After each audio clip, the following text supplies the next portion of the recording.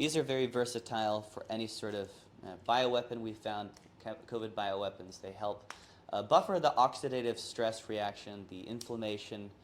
It saved a lot of lives in the pandemic with the last bioweapon, so good to have some ivermectin on hand. And then methylene blue. This may be also a very versatile medicine for any sort of bioweapon release. And again, it buffers oxidative stress. It decreases ROS, reactive oxygen species, in the body. It's also used for cyanide poisoning, methylene blue.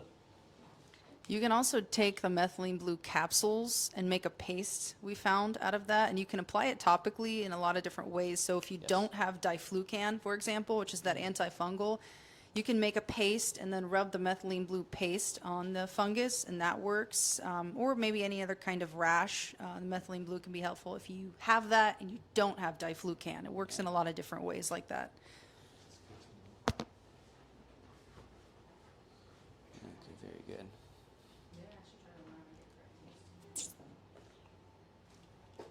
Methylene blue, very useful.